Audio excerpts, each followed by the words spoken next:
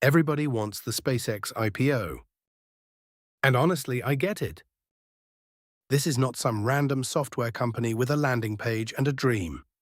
This is rockets landing themselves, Starlink internet, government contracts, Mars plans, satellites, AI infrastructure, and Elon Musk wrapped into one giant stock market event. But here is the uncomfortable part. The SpaceX IPO might not be the easy money moment regular people think it is. It may be the moment where big investors, banks, insiders, platforms, and index funds get exactly what they need, while everyday buyers get handed the most expensive seat in the rocket. This is not financial advice. I am not telling you to buy it or avoid it. I am saying you should understand the game before you line up to play it. If you appreciate videos that break down money without the usual hype, hit that like button, and let's get into it right now. The reason people are so excited is obvious. SpaceX is one of the most famous private companies in the world. It has the kind of story Wall Street loves: huge ambition, real technology, massive public attention, and a founder who can move markets with one post. Then you add Starlink. Starlink is the part regular people can actually understand. Satellite internet, monthly subscriptions, millions of customers, a real product that people pay for right now. That matters because investors do not just want rockets. Rockets are impressive, but subscriptions are what make analysts start opening spreadsheets. So when people hear SpaceX IPO, they do not just hear space company. They hear the next Tesla. They hear the company I missed when it was private. They hear this might be my chance. And that feeling is exactly where the danger starts. Because by the time a company like this reaches the public market, a lot of the easiest money may already be gone. Think about the order of access. First, private investors get in years early. Venture funds, sovereign wealth funds, wealthy individuals, strategic partners, and people who already have access to private markets. Then employees and early holders may have shares, options, or restricted stock. Then the banks get involved. The underwriters help structure the deal, collect fees, manage allocations, and sell the story to the market. Then institutional investors usually get the best shot at IPO allocations. And after all of that, the regular person opens a brokerage app and sees the ticker trending. That is not the same game. That is walking into the movie after the first 6 scenes are already over and being charged full price for the ticket. Now, according to current reporting, SpaceX is targeting a price around $135 per share, a raise around $75 billion, and a valuation around $1.75 trillion. Those numbers are enormous. To be clear, enormous does not automatically mean bad. Some companies really do grow into valuations that look ridiculous at first. But a $1.75 trillion valuation means investors are not paying for what SpaceX is today. They are paying for a huge version of what SpaceX might become. They are paying for Starlink to keep growing. They are paying for launch dominance to continue. They are paying for future space infrastructure.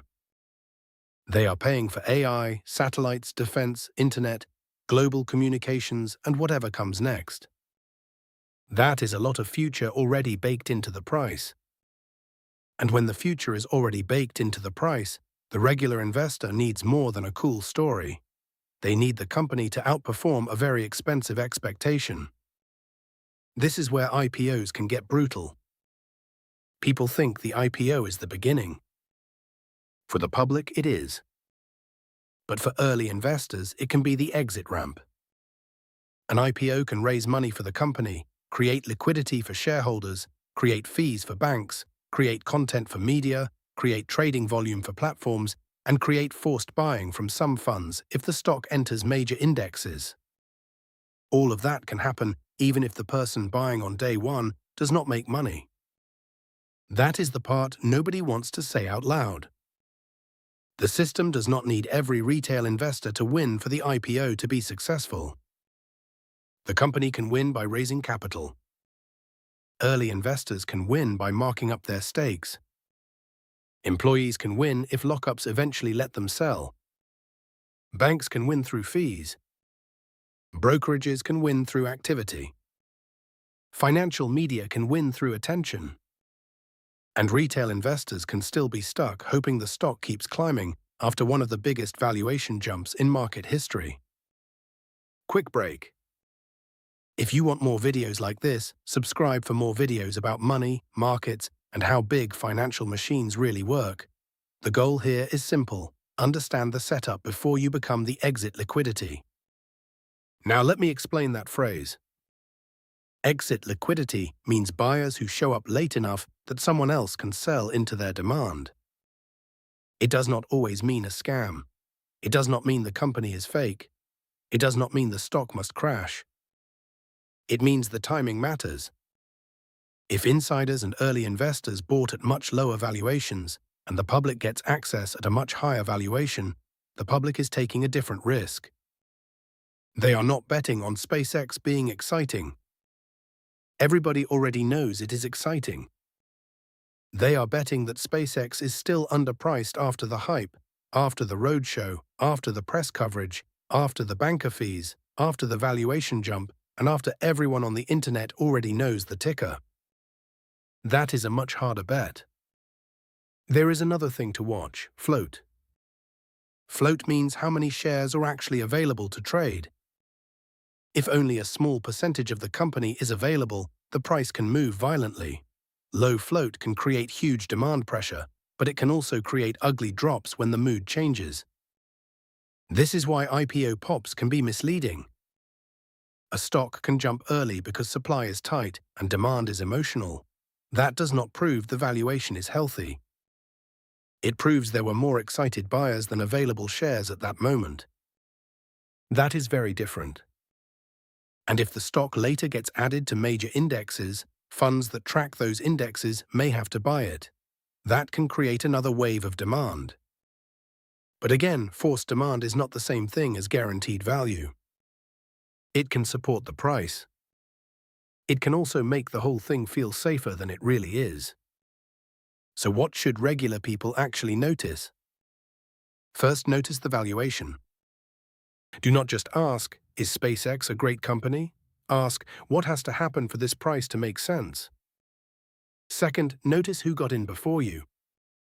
If private investors had years of access before the public market, the IPO is not your secret early entry. It is your first public entry. Third, notice the story being sold. Rockets are real, Starlink is real, the ambition is real, but the stock price is still a claim about the future. Fourth, notice the incentives. Banks want a successful deal. Media wants attention. Platforms want trading. Early holders want liquidity. The company wants capital. Your goal is different from all of theirs. And fifth, notice your own emotion. If the reason you want to buy is "I miss Tesla," that is not research. That is regret wearing a space helmet. The SpaceX IPO might become one of the biggest market events of the decade. It might also become a perfect example of how public investors get invited only after the table has already been set. That does not mean SpaceX is bad. It does not mean the stock cannot go up. It means the question is not, do I like SpaceX? The question is, at this price, with this structure, after this much hype, who is this deal really built to reward? Because when the most wanted IPO in the world finally opens to regular people, that does not automatically mean regular people are early. Sometimes it means the big money is finally ready to let the crowd in. And that is the part worth paying attention to. If this helped, hit the like button, subscribe for more money breakdowns, and watch the next video where I break down why some YouTube finance videos make more from 100,000 views than entertainment channels make from 1 million.